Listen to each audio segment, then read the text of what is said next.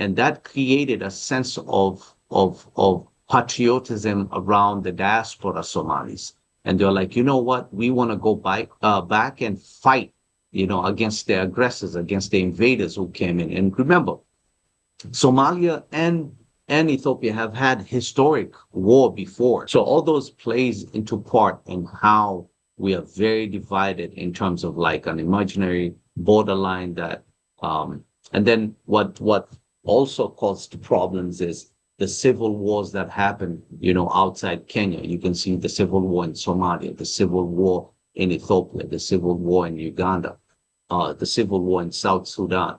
All of those played a role in how we tighten our grip because we want to make sure Kenya becomes a form of a safe haven for their population. So we're safeguarding people from coming in. So we'll create some kind of policies that really weed out, communities that we don't want them to come and have a fight on this side of the land. And this is the One Mic Show.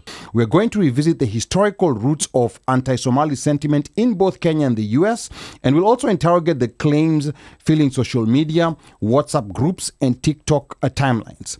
So ladies and gentlemen, please buckle up and hit your favorite emoji on YouTube Live and Facebook Live, and join me in welcoming the man who will be helping us separate fact from fiction, Mr. Hassanen Mohamed. Hassanen, karibu sana to the One Mic Show. How are you doing today? Can you hear us? Nakusikia vizuri sana. Okay. Thank you. Aya, karibu sana. How are you feeling today, Hassanen? Mi niko poa bana. Mi niko tayari. I'm ready. I'm waiting for the questions to come in. We want to have a real candid conversation. Sasa niko tayari. Bring it. Now, before we get started with this conversation, because this has been a very hot and toxic conversation online.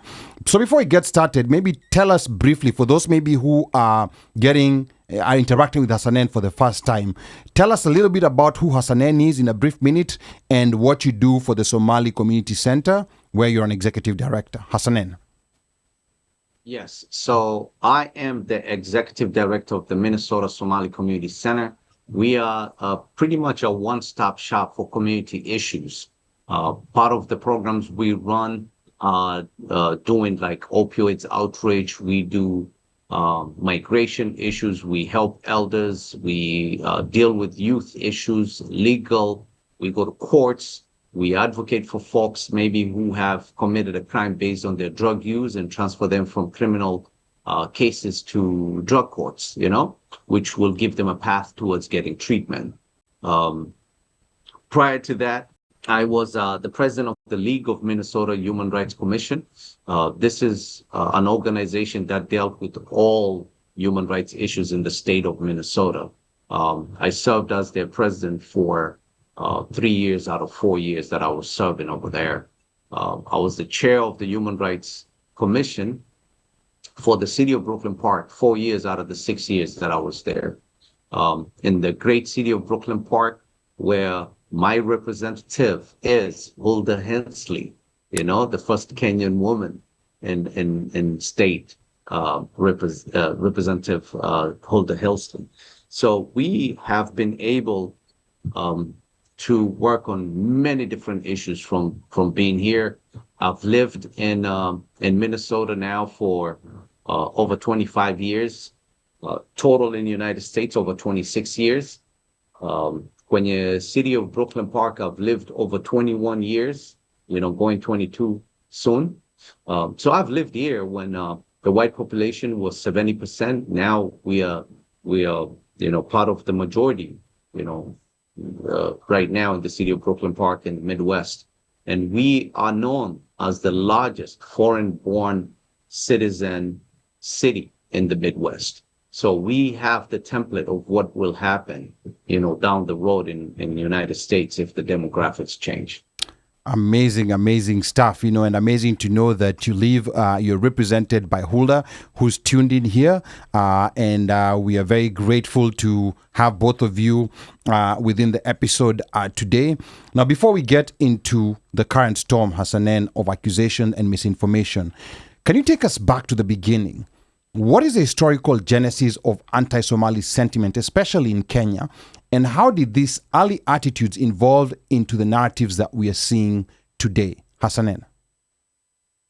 I think historically you have to go back to how it started, and most of the African countries, all of us who went to school and learned geography in Africa, you learn about colonialism and how people were divided because of unimaginary borderlines that cut communities.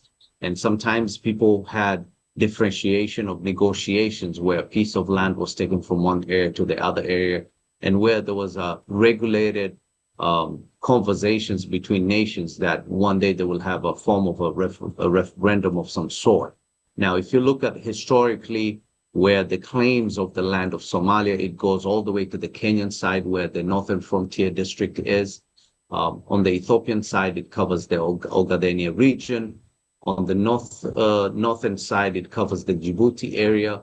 All those areas are known as the Somalis. If you look at the Somali flag, you will see that it has a star in the middle. The conversations on the Somali nationals is that that star represents the five regions, the region where currently is Djibouti, the region in Ethiopia known as Ogaden, the region in northeastern frontier, Mandera, all the way down to Tana River side, and also the southern side of Somalia, and the northern side where it's currently known as Hargeisa. Those are known as the five corners of Somalia. Now, if we go back, we'll remember that we talk about, colonialism. How did it start at the Berlin Conference? All those things divided communities. If you go on the northern side of Kenya, you can see the Oromo, Orma, or Rendile have been divided with the borders between Kenya and Ethiopia.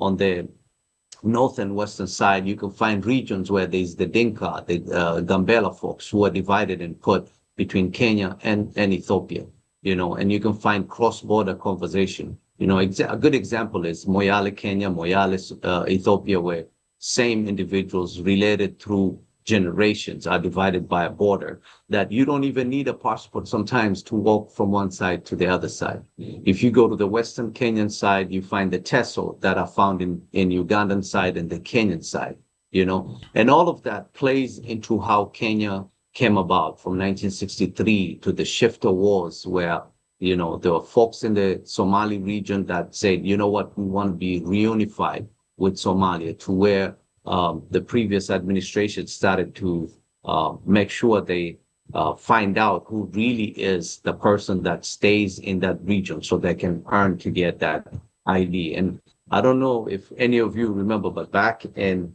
1980s in Kenya, if you remember, you had to have going through a vetting process and get through some form of a red card for you to get the ID.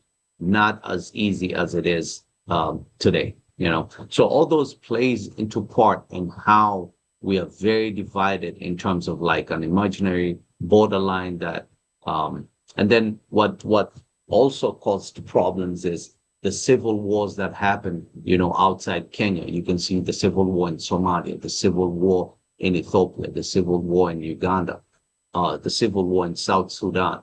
All of those played a role in how we tighten our grip, because we want to make sure Kenya becomes a form of a safe haven for their population. So we're safeguarding people from coming in. So we'll create some kind of policies that really weed out, communities that we don't want them to come and have a fight on this side of the land. So that's where most of the conflict came about. If you look at historical facts, those are the things that, happened. Even when there was a war between Tanzania and Uganda towards Mwanza area, if you guys remember, in the 1970s between Idi Amin and Milton Obote. And, you wonder, how do I know all of this? Because my father actually married my mom in Kampala in 1965. So we consider ourselves like the East African kids being born from different regions. And that's how we know the political context. And we are attached to politics from Uganda, from Kenya, from Tanzania, from Somalia, because all of us are intermarried. My siblings, I'm a second youngest of 12. And you have individuals that are married in Tanzania, married in Uganda, married in Somalia. And so we get that connection in all these regions. Okay. All right, good. Like a very good, like introduction and background there. So before we go deep in, I want to introduce my panel here in studio. Right beside me, we have DJ Omosh Fire.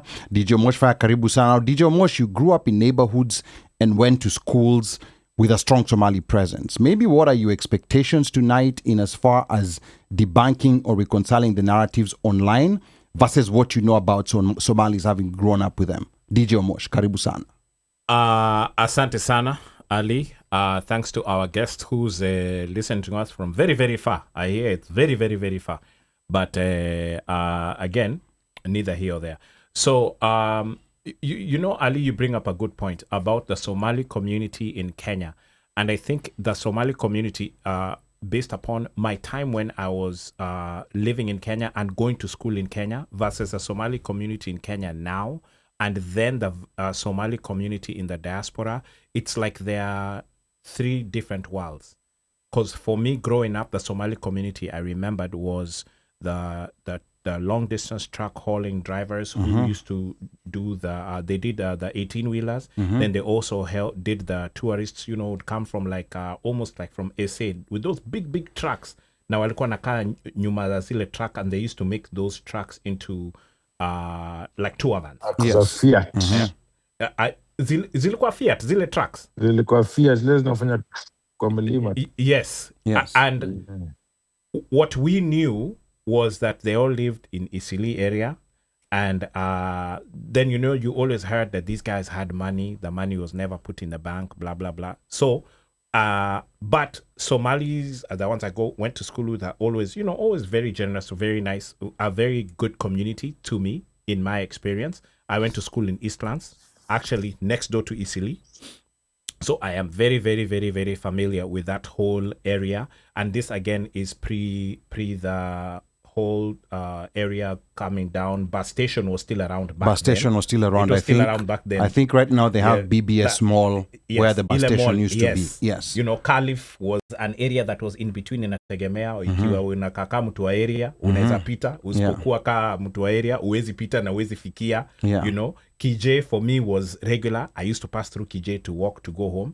So anyway, what I'm expecting is for this myth or these stories that are being told to us by people who are not in the Somali community to kind of give us an idea as to what's actually going on within the Somali community, both here and at home, because we have two parts to these stories where we hear things from here which are being given to us from a governmental perspective. And there's other things that are happening, which to me, to be honest, if it's lawlessness, that happens in every community.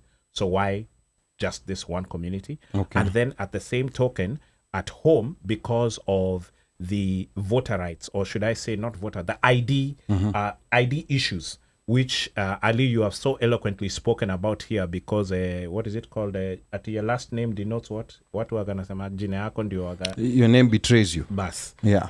So hapo kwa your name betrays you. Yeah. And knowing, if you go back to Kenya's history, all the way back to siku za shifta. Me, I always refer to siku za shifta. That's the 60s. Yeah. If anybody knows stories of siku za shifta, and you have relatives who got caught in those cross-border wars, then you'll understand when I talk about siku za shifta. And those are the myths that like our parents carried with them, coming forward. So I would like somebody to debunk these things. And especially, again, since we have someone from the Somali community, afungue tu roho atuambie, okay, A, is this true? B, is this not true? C, what is being done? And D, how do we get to debunk or to actually tell the true story of the Somali immigrant or the Somali themselves? Yes. Because they have gone through a lot as a people. And that's what we're going to be debunking tonight. So I want to go to Mika.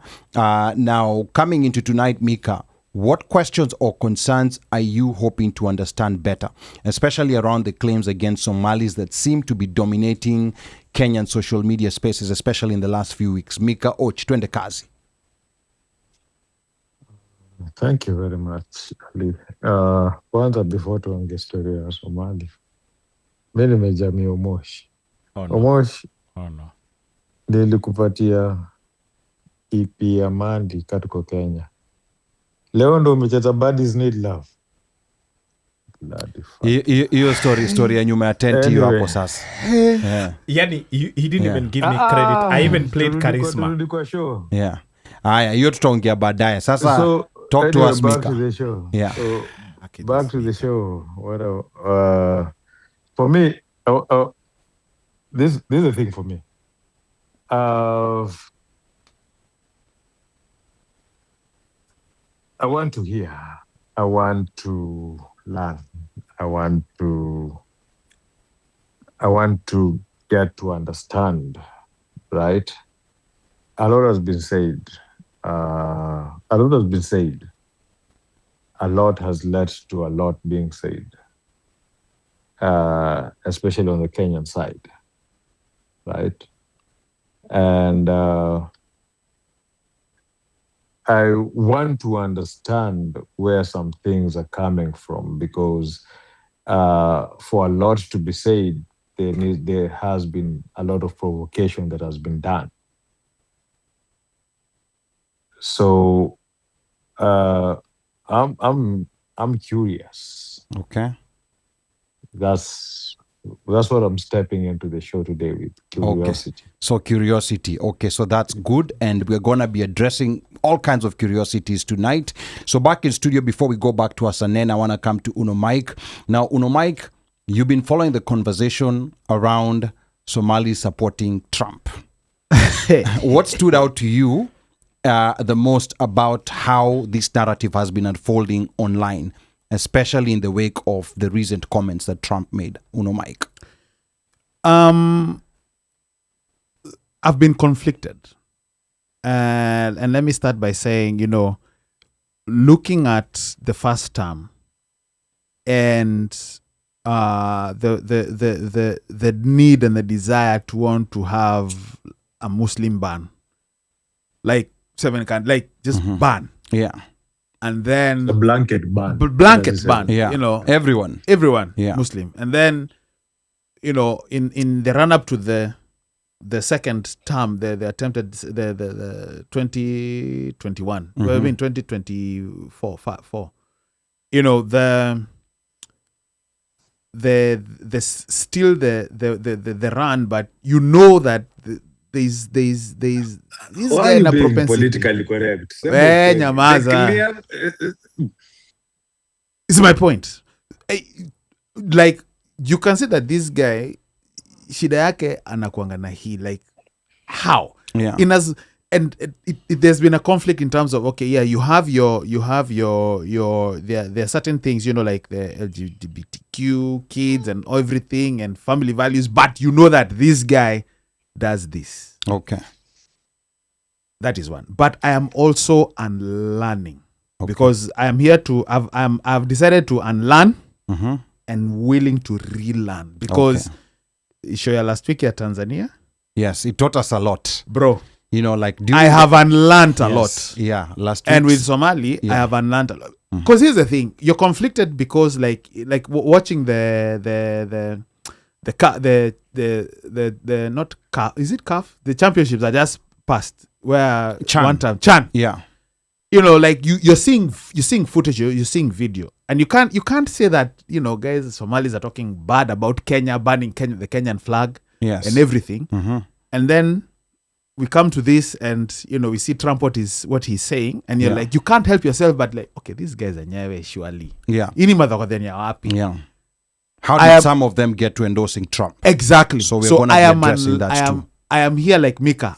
I am unlearning. I have done everything, and I'm willing to rewire. Okay. For Donald Trump. Sawa. Now those are Latinos, Gade. Those are Latinos, bro. Yes. So before we go back to Hassanen, I want to welcome. I see Dorina Choki from Portstown, PA on YouTube. Karibu sana Dorina Choki. And people on YouTube, please tell us, like what you want to hear tonight and where you're tuned in from. I can also see Chris Kibet, who's also on YouTube, anasema ala, so sijui kama ni maraki ya kwanza kutujoin. So please type a comment, let us know where you're tuned in from and what you want to hear tonight. And the number to call is 202-683 4570. Press star 5 to speak. John Mudama is saying, tuning in from Hopkins, Minnesota, Somali people in Minnesota are sadly being used as a distraction from the scandals of the Trump administration. That's John Mudama. Thank you so much for the comment. And then we have Greg Hazlitt and Sema Lavington represented. Thank you so Greg much is just for tuning in. traveling. Yes, this guy. thank you so much for tuning Uko in. Lavington mpaka siku gani? No, I think Greg needs to start sponsoring us. Greg, can you put what is that thing called, the one that we were getting? Tuambie Yes. Lavington siku Oh, by the mpaka siku gani? by the way, How long is he gonna be in Lavington? Yeah. Yes, Greg. So Greg will tell us. But ako kakitu that Omosh is talking about, a lot of you have been wondering how to support us. Have been asking us questions on where you can support us. If you go on your YouTube screen, hata kama uko kwa Facebook, unaweza kutoka kidogo, go on the YouTube screen. There's a $sign on the bottom right of the screen. It Just depends click on on where it. you are. I think Yes. that sign will That be sign, different. it If could you be are- pounds. It could be pounds, Yeah. shillings, yes. Yes, so whatever currency you have at the bottom right, just click on Hiyo it. inaitwa super chat. And it has a quick, easy way of showing how you can support us. So we appreciate What's the that. Somalian currency? Yeah. The Somalian currency, hiyo hapo Hassanen atatuambia. They can use that also. too. So we'll figure that out. And then again here, still on YouTube, I can see also Sydney's also tuned in from Minnesota. Anasema Hassanen, my brother, karibu sana. And then Nancy from Iowa anauliza, who remembers mateso bila chuki? Maybe explain that to us kidogo, Nancy, tupate kuelewa. Who remembers mateso bila chuki? Please explain to us what that is. It seems most of us here don't know what that is. And then Sally Jones, Shiro Minotis, anasema hello, watching from 5th Street, Eastleigh. Allah. Yes, karibu Hiya. sana Sally Jones. Again, the number to call is 202-683-4570. Press star 5 to speak. Of course, we have Hassanen Mohamed in the studio, Executive Director, Minnesota Somali Community Center. We are here debunking myths about, the online, the virality about Somalis that has been going on online. So Hassanen, before we talk about Trump's recent attacks, let's go back to how anti-Somali sentiment in the U.S. actually formed. Remember that after 9/11, Somalis became some of the most visible Muslim communities in the U.S., making them a target for national security paranoia. Then we had issues around Al-Shabaab recruitment in the late 2000s. Now, conservative think tanks started branding Somalis as unassimilated, and the whole narrative slowly hardened into a political talking point. So from your perspective, Hassanen, how do all these layers eventually morph into the moment we first saw in 2016 when Trump turned Minnesota Somalis into a political tool on the national stage? Because it goes back to 2016. Hassanen. Man, that's a whole lot of questions and linear conversations that we need to have. Okay. So I was here when 9/11 happened. I was in the United States. I felt it from day one. And the initial target of 9/11 were Middle Eastern.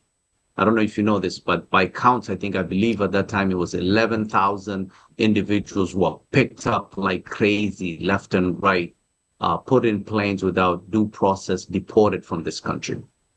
And if you look back at that time, ICE was not there. Homeland Security was not there. We had I think it was USCIS. INS, it wasn't USCIS. It was INS. It was INS. You're right. INS. Yeah. It was INS. Oh, yeah, yes, All you're right. It was INS, yeah. It was INS. There wasn't any USCIS. There wasn't any Homeland Security. Yeah, there Homeland wasn't Security any didn't ICE, exist. It came after that, yeah. Yeah. right? It came after 9/11 through policies. And then we had the Patriotic Act, if you remember that, Yeah. that they didn't use any due process to put you. They can take 90 days. They can take 180 days. So that those are all fear legislation that happens, and it happens through history in every country in the world when they're targeting specific individuals. One thing I want to point out, the history of Somali civil war, when they organized themselves and they reunited under their traditions and their religion to create a government, Ethiopia and United States felt threatened. United States funded Ethiopia.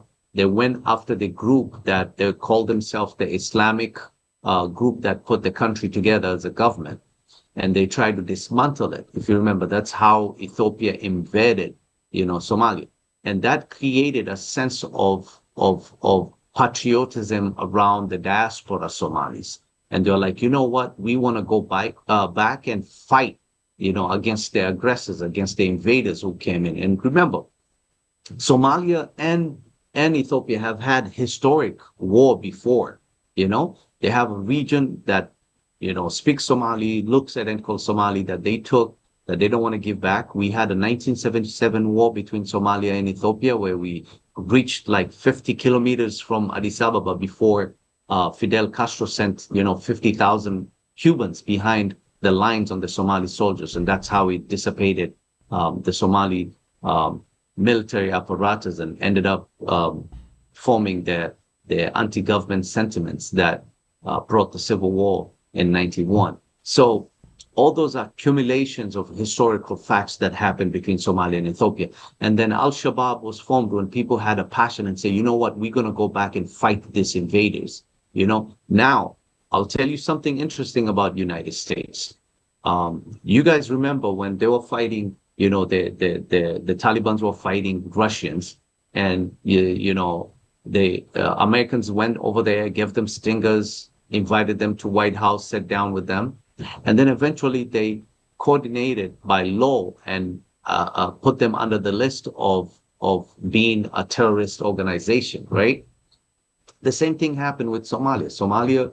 Al-Shabaab was being funded by individuals. They came in, they started fighting this war under the guise of being patriotic to defend their thing.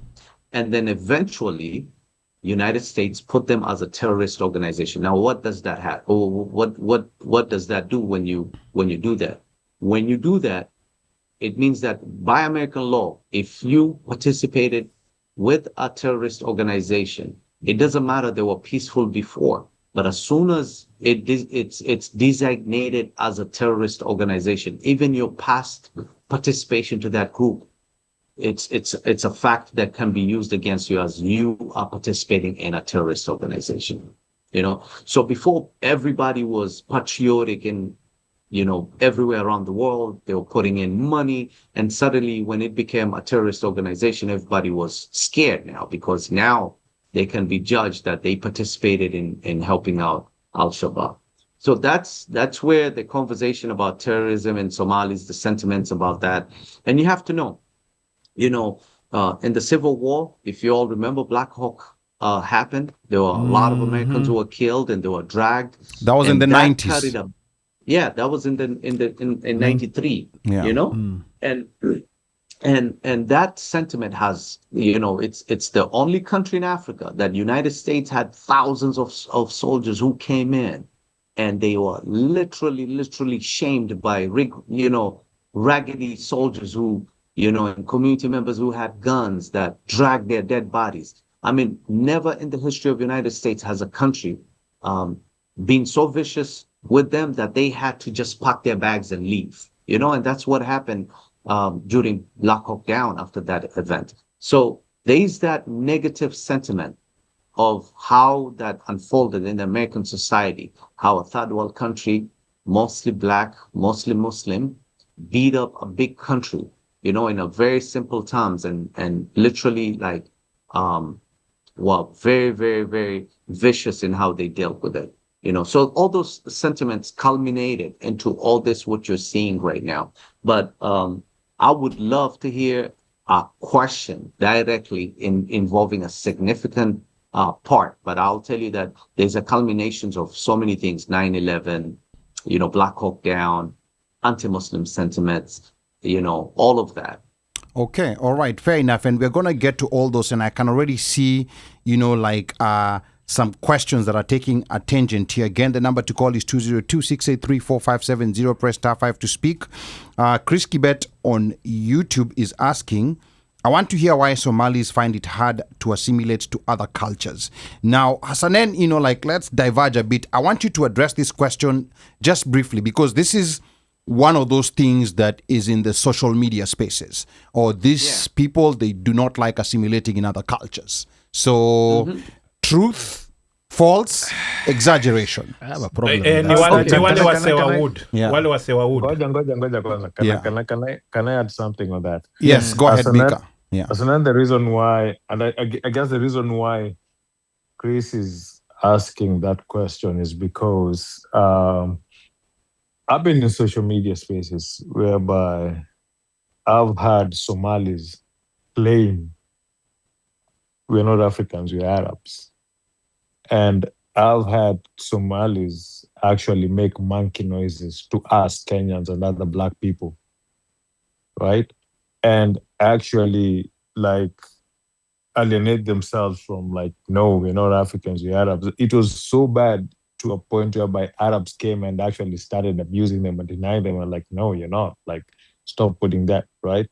And then when we go to Kenya, we have seen places whereby unapata Mkenya anaitwa nywele ngumu, like I'm a Bantu, like there is that animosity that comes out of it. So this is what is leading to that question, because there is that belief of some people who will tell you like ati mazemo walalo hata awezi ongea na demo wao, wanaweza kupigwa kukatekate, sijui like awezi kwa best yao, like there's that alienation that imewekwa tu.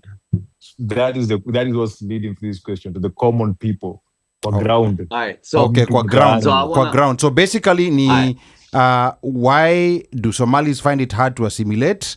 And Okay. also, Somalis believe they're black. Do they believe they're black Yep. or Arabs? So this is a question coming from Chris Kibet on YouTube. Hassanen. All right, watch Nijibu. Let me. These are really good conversations. We even ourselves have it in within us. But number one, let me tell you this. Mintazungumza Kiswahili saili unielewe. Kuna msemo wasema mwachamila ni mtumwa. Okay, so it's one thing where we saying you keep your culture, which is a very important center point of every cultures in Africa. You know, the good thing about if you have a culture in Africa and you drive, let's say, for example, you're on a bus from Mombasa to Kisumu, you can drive 50 miles from Mombasa. Mombasa unazungumza Kiswahili. When you reach Taita Taveta, is a different group of people, demographically, culturally different. You know, their appearance is different. You drive another 50, 100 miles down, unaenda, you know, Voi, ukipita, ukienda Mtitwande, unapatana na Mkamba. Very different language, different cultures, different futures, you can tell, you know? You drive, you go to Kikuyu land, you can meet a Kikuyu, different language and that. The thing is in the Somali culture, we are homogeneous. You cannot look at a Somali person and say, hey, this is your tribe. We do have tribes in Somali, you know? We don't have like a specific future that you can say like, this is it. There's only two countries in Africa that are known to be homogeneous. They are Liberia and Somalia. How did Liberia become homogeneous? Liberia became homogeneous because it's the only country that was made out of an act of Congress. So what they did was they told Black folks in America who came from different areas, Congo, Nigeria, Togo, Guinea, Guinea-Bissau, you know, Cameroon.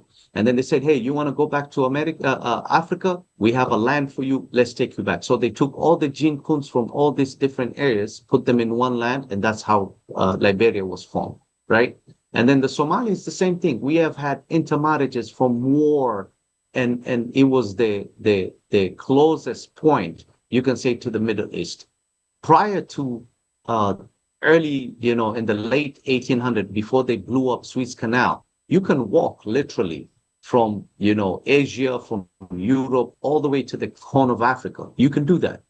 You could walk. So there was intergenerational marriages. If you look at the history of Genghis Khan, his army took over all the way cities in Egypt. You know, they reached in northern Africa. You know, so there has been intermarriages in Africa that has happened. The two countries that show that they are homogeneous, Somalia and Liberia, and that's how it comes about. Now, if we talk about assimilation, mostly that is being used, they're using that in United States. What you want to ask a United States person is, what is your culture? Go look at the history of the United States. There's no specific culture in United States. You come in with your culture, and that's who you are. You are a United States citizen, and you get to express your culture. So that fallacy that anybody especially the white population, use against the Somalis and say, hey, they don't assimilate. It's just bogus and it's unrealistic. It doesn't function because there is no United States culture. Everybody comes with their identity here in this country. Now, if we talk in the context of Kenya now, when we say about assimilation in Kenya, why do you want somebody else's culture to assimilate to yours? You know, do you ask the Luos to assimilate to the Kikuyu when they come to live in Nairobi, or if they come to live in any other places? You don't ask them to assimilate. You accept people who they are, their culture, you respect their culture, and you stick with it, you know, because God did not create all of us to be the same. We're created differently so that we can know about each other, you know, not to judge about each other. Now, in terms of like how is a Somali, that conversation, you know, sadly has reached a point where it does not make sense. Somalis are black, Somalis are Africans, they belong to the Arab League, but at the end of the day, they're Africans. They are on the AU, you know? So any conversation of somebody who does talk about that, it's wrong. I joined Ancestry.com because I have a part of my mom's side. My mom, parent, like her mother died when she was 6 years old. My grandfather was not with her until she was 13. So by the time she went to her, she lost connection with her mother's side. I joined Ancestry.com because my mom said, hey, I miss my family on my mother's side because I wasn't connected to it. So I was trying to figure out, is there anybody who's connected with me through my mom's side? And I say this because I want to show you the power of DNA. When I put my DNA on Ancestry.com, it came back showing me the region where my genes come from, right? And the reason why you will be able to see that is because people from a specific area share some common alleles or some common, you know, connection of some sort genetically to certain area.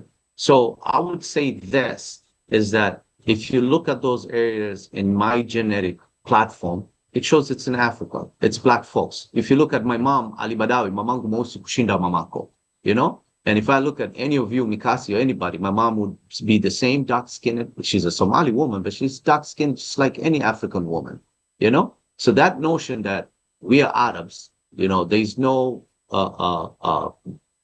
realistic fact about that genetically, you know? There is only historical value. Remember, you know, in some of our cultural, you know, expression, the Somali cultural expressions, we do something called oral literature. We don't draw on caves. We don't have like artifacts that tells our story. What we do is we sit down with our offsprings and we tell them about the history of our family. Now, can you imagine that conversation? If there were 10 people, you go to the first person and you say, hey, I killed a snake and the snake was 1 foot. What do you think the message will be when it reaches the 10th person? I ate the snake. That snake was 18 Yeah. feet. Yeah. And I'm the Exactly. one who So- wrestled it and it's Or hanging in my house. I beat the snake. Exactly. Yeah. Exactly. So we are a culture of oral literature. We sit down with our kids and we say, listen, this is your tribe. This is your family name. This is the historical values that happen between this and that and that and that and that and that. Okay. And that's how Somali culture spreads their historical facts. So anybody who tells you that, you know, we come from someplace there's historical value, you know, there are some tribes in Somalia that says, oh, my great grandfather migrated from Middle East. But guess what? When they take that DNA test shows a region in Somalia that where they come from, that where people specifically from that region shows that their DNA comes from that area.